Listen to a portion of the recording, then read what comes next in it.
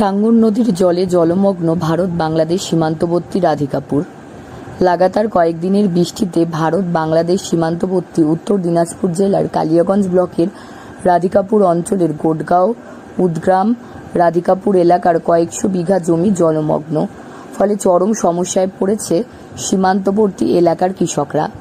এলাকায় ব্যাপক বৃষ্টিপাতের কারণে আনুমানিক 2000 একর ধানের জমি জলে ডুবে থাকায় রাধিকাপুর এলাকার ধান চাষিদের মাথায় হাত। জল জমে যাচ্ছে, বর্ষার জল, সামনে তো বর্ষা, নদীর থেকে যদি প্লাবন হয়ে জল আসে তাহলে তো আমাদের বাড়িঘরও ভেঙে যাবে। চাষবাস তো করতেই পারতেছি না। না, জল পাস হওয়ার ব্যবস্থা নেই। যেটা ব্যবস্থা আছে সেখানে গ্রিল লাগাই দিছে, সেটা বিএসএফ এ লাগাই দিছে। বর্ডার এলাকার মধ্যে পড়ে। কোনো নদীর জল কি অসুবিধা হচ্ছে আপনাদের? আমাদের চাষবাস করতে পারছি না, ট্রাক্টর দিয়ে হাল চাষ করতে পারতেছি না। প্লাবন হয়ে আছে আমাদের মাঠ, গোটা মাঠ। কতদিন ধরে এটা হয়েছে? এটা মোটামুটি 5 দিন ধরে আছে। বিএসএফ এর সাথে কোনো প্রশাসনের সঙ্গে আলোচনা হচ্ছে? বিএসএফ এর সঙ্গে আলোচনা হয়েছিল, বিএসএফ বলছে খুলে দিব, কখনো বলছে এইভাবেই থাক। বাংলাদেশ সীমান্ত ঘেঁষা গোডগাঁওয়ের ধান চাষি মুজাফফর হোসেন বলেন, তাদের ধানি জমি বৃষ্টির জলে গত 7 দিন ধরে ডুবে থাকায় তারা চাষাবাদ করতে পারছেন না। তাদের অভিযোগ, পাশে বিএসএফ এর কাঁটাতারের বেড়া ঘেঁষে যেখান দিয়ে জল পাস করা হয় সেই জল যাবার জায়গা বিএসএফ জওয়ানরা বন্ধ করে রেখেছে। নাম জামালউদ্দিন নাম। এই গ্রামটার নাম কি? গোডগ্রাম। কি সমস্যা হয়েছে আপনার? আমাদের জল পাস হলে চাষ করতে পারবো। জল কিভাবে জমলো? কিভাবে বন্ধ করানো? বর্ষার জল। বর্ষার জল? হ্যাঁ। বর্ষার জলটা বের হচ্ছে না? না। কেন? রাস্তা বন্ধ করে দিয়েছে বিএসএফ।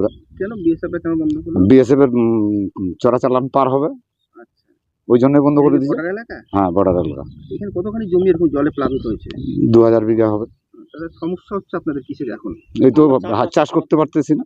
তো স্থানীয় প্রশাসনকে জানাননি আপনারা? প্রশাসন আমাদের কি করবে? যে জমিতে ধান লাগানোর ক্ষেত্রে তারা পিছিয়ে পড়েছে। টাঙ্গুর নদীর জল যেভাবে প্রতিদিন বৃদ্ধি পাচ্ছে, তাতে যদি নদীর জল দুকুল ছাপিয়ে গ্রামের মধ্যে ঢুকে পড়ে তাহলে তাদের বাড়ি ঘর ছেড়েও চলে যেতে হবে বলে চাষিদের মধ্যে আতঙ্কের সৃষ্টি হয়েছে। এই ব্যাপারে উত্তর দিনাজপুর জেলার জেলা পরিষদের কর্মাধ্যক্ষ নিতাই বৈশ্য বলেন, জমিতে দীর্ঘদিন ধরে জল জমে থাকার সমস্যায় পড়েছে এলাকার কৃষকরা। অধিকাংশ জমিতে বৃষ্টির জল কয়েকদিন ধরে অতিরিক্ত বৃষ্টির কারণে চাষের জমি জলে ডুবে থাকায় চাষিরা চাষাবাদ করতে পারছেন না।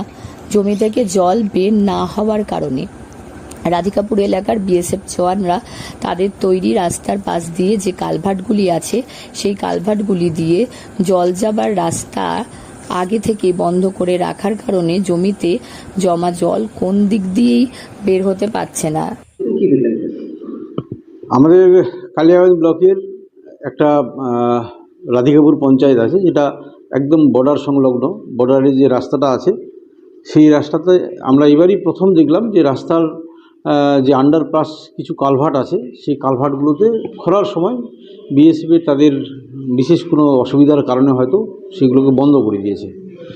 বন্ধ করে দেওয়ার ফলে আমাদের গোডগাঁ, তারপর উদগ্রাম, তারপর হচ্ছে মালজুম ইত্যাদি বিস্তীর্ণ এরিয়ার জল যে কালভার্টগুলো দিয়ে পাস হতো আর কি, নর্মালি সেগুলো সবগুলো বন্ধ হয়ে যাওয়ার ফলে পুরো জল স্ট্যাক হয়ে যায়। প্রায় 700-800 বিঘা জায়গার জমিতে বৃষ্টির জলটা জমে যায়। যেগুলো বীজতলা তৈরি করেছে কৃষকরা, সেগুলো নষ্ট হয়ে গেছে। কৃষির মরশুম চলছে, ধান লাগাতে হবে, মেলা অনেক জল জমে আছে। তো গতকাল থেকে 3 দিন থেকেই এই কৃষকরা বিএসএফদের সাথে কথা বলছে, কিছুতেই কোনো সুরাহা হচ্ছিল না। শেষ পর্যন্ত আজকে আমার প্রশাসনিক সর্বোচ্চ যারা আছেন, আমার ডিএম স্যার, এসডিও স্যার, ওনাদের সাথে কথা বলা হয়েছে এবং আমরা শেষ পর্যন্ত বিএসএফের যে ক্যাম্প রয়েছে, ওনাদের এরিয়া যে দায়িত্বে আছেন, ওনার সাথে বসে শেষ পর্যন্ত সমাধান হয়েছে এবং গ্রামের মানুষ দিয়ে আমরা সবাই মিলে এই কালভার্টগুলোকে পরিষ্কার করে জল যাওয়ার ব্যবস্থা করেছি। এই ব্যাপারে বিএসএফ কর্তৃপক্ষকে জানিয়ে যাতে সমস্যার সমাধান হয় সে ব্যাপারে দ্রুত চেষ্টা করা হচ্ছে বলে তিনি আশ্বাস জানান। উত্তর দিনাজপুর থেকে প্রিয়া গুপ্তা রিপোর্ট, লোকাল 18 বাংলা।